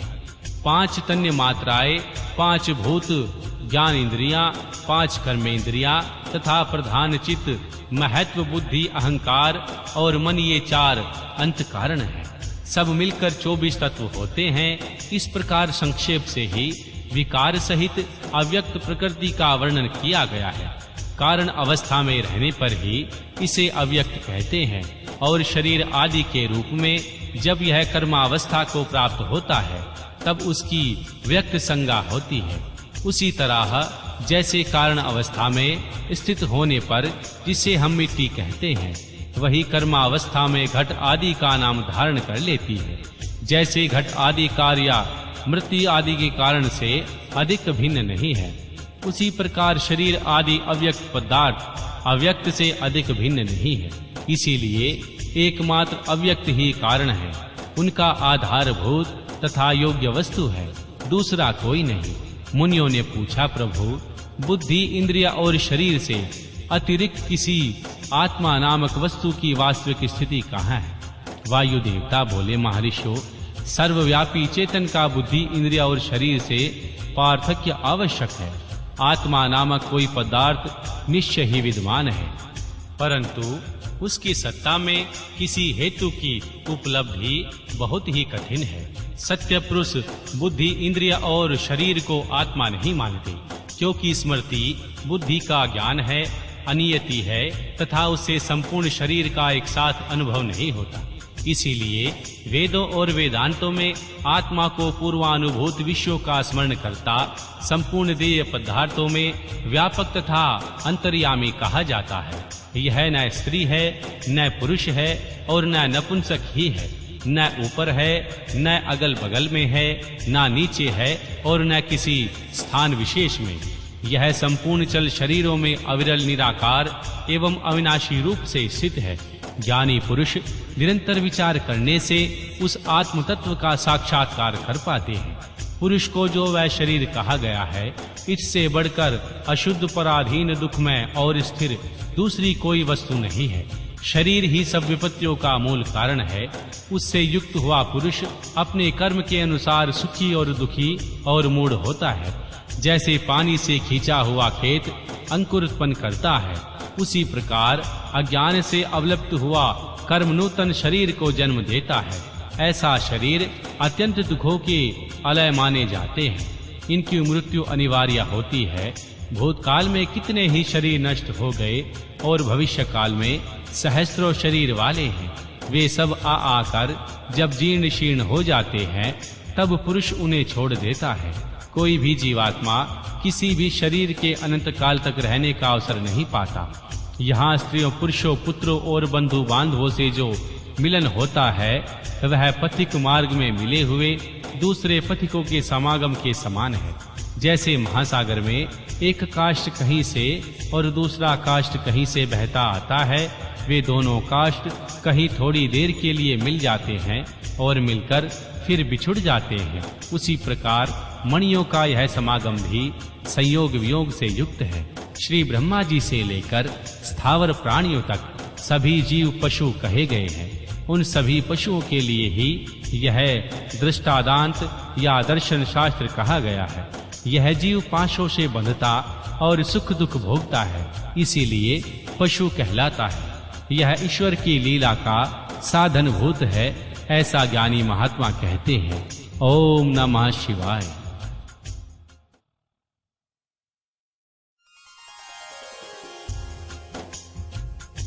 अध्याय 4 व 5 महेश्वर की महत्ता का प्रतिपादन। वायु देवता कहते हैं, महर्षियों, इस विश्व का निर्माण करने वाला कोई पति है जो अनंत रमणीय गुणों का आश्रय कहा गया है। वही पशुओं को भी पाश से मुक्त करने वाला है। उसके बिना संसार की सृष्टि कैसे हो सकती है? क्योंकि पशु अज्ञानी और पाश अचेतन है। प्रधान परमाणु आदि जितने भी जड़ तत्व हैं, उन सब का कर्ता वह पति ही है। यह बात स्वयं समझ में आ जाती है। किसी बुद्धिमान या चेतन कारण के बिना इन जड़ तत्वों का निर्माण कैसे असंभव है। परंतु पाश और पति का जो वास्तव में पृथक स्वरूप है, उसे जानकर ही ब्रह्मवेता पुरुष योनि से मुक्त होता है। क्षर और अक्षर ये दोनों एक दूसरे से संयुक्त होते हैं। पति या महेश्वर ही अव्यक्त जगत का भरण पोषण करते हैं। वे ही जगत को बंधन से छुड़ाने वाले हैं। भोक्ता का भोग्य और प्रेषक ये 3 ही तत्व जानने योग्य हैं। विज्ञ पुरुषों के लिए इनसे भिन्न दूसरी कोई वस्तु जानने योग्य नहीं है। सृष्टि के आरंभ में एक ही रुद्रदेव विद्यमान रहते थे, दूसरा कोई नहीं होता। वे ही इस जगत की सृष्टि करके इसकी रक्षा करते और अंत में सबका संहार कर डालते हैं। उनके सब और नेत्र हैं, सब और मुख हैं, सब और भुजाएं हैं और सब और चरण हैं। ये ही सबसे पहले देवताओं में श्री ब्रह्मा जी को उत्पन्न करते हैं। श्रुति कहती है, रुद्रदेव सबसे श्रेष्ठ महान ऋषि हैं। मैं इन महान अमृत स्वरूप अविनाशी पुरुष परमेश्वर को जानता हूँ। इनकी अंग कांति सूर्य के समान है। ये प्रभु अज्ञाना अंधकार से परे विराजमान है। इन परमात्मा से परे दूसरी कोई वस्तु नहीं है। इनसे अत्यंत सूक्ष्म, इनसे अधिक महान कुछ नहीं है। इनसे यह सारा जगत परिपूर्ण है। इनके सब और हाथ, पैर, नेत्र, मस्तक, मुख और कान हैं। ये लोक में सबको व्याप्त करके स्थित हैं। संपूर्ण इंद्रियों के विषय को जानने वाले हैं, परंतु वास्तव में सब इंद्रियों से रहित हैं। सबके स्वामी, शासक, शरणदाता और सुहार्द हैं। ये नेत्र के बिना भी देखते हैं और कान के बिना भी सुनते हैं। ये सबको जानते हैं, किंतु सबको पूर्ण रूप से जानने वाला कोई नहीं है। इन्हें परम पुरुष कहते हैं। ये अणु से भी अत्यंत अणु और महान से भी परम महान है। ये अविनाशी महेश्वर इस जीव की हृदय गुफा में निवास करते हैं। एक साथ रहने वाले 2 पक्षी एक ही वृक्ष शरीर का आश्रय लेकर रहते हैं। उनमें एक तो उस वृक्ष के कर्म रूप फलों का स्वाद लेकर उपभोग करता है, किंतु दूसरा उस वृक्ष के फल का उपभोग नहीं करता हुआ केवल देखता रहता है। जीवात्मा इस वृक्ष के प्रति आसक्ति में डूबा हुआ है, अतः मोहित होकर शोक करता रहता है। वह जब भी कभी भगवान कृपा से भक्त सेवित परम कारण रूप परमेश्वर का और उसकी महिमा का साक्षात्कार कर लेता है, तब शोक रहित हो सुखी हो जाता है। छंद, यज्ञ, क्रतु तथा भूत, वर्तमान और भविष्य संपूर्ण विश्व को वह माया भी रचता है और माया से ही उसमें प्रविष्ट होकर रहता है। प्रकृति को ही माया समझना चाहिए और महेश्वर ही वह मायावी है। ये विश्वकर्मा महेश्वर ही परम देवता परमात्मा है, जो सबके हृदय में विराजमान है। उन्हें जानकर ही पुरुष परमानंद में अमृत का अनुभव करता है। श्री ब्रह्मा से भी श्रेष्ठ असीम एवं अविनाशी परमात्मा में विद्या और अविद्या दोनों गूढ़ भाव से स्थित हैं। विकासशील जड़ वर्ग को ये ही अविद्या कहा गया है और अविनाशी जीव को विद्या नाम दिया गया है। जो उन दोनों विद्या और अविद्या पर शासन करते हैं, वे महेश्वर उनके सर्वथा भिन्न विलक्षण है। ये प्रतापी महेश्वर इस जगत में समष्टिभूत और इंद्रिया वर्ग रूप एक एक जल को अनेक प्रकार से रचकर इनका विस्तार करते हैं और अंत में संहार करके सबको अनेक से एक में परिणीत कर देते हैं, तथा पुनः सृष्टि काल में सबकी पूर्ववत रचना करके सब पर अधिपत्य करते हैं। जैसे सूर्य अकेला ही ऊपर नीचे तथा अगल बगल की दिशाओं को प्रकाशित करता है, परंतु स्वयं भी अदीप्यमान होता है, उसी प्रकार ये भजनीय परमेश्वर अकेले ही समस्त कारण रूप पृथ्वी आदि तत्वों का नियमन करते हैं।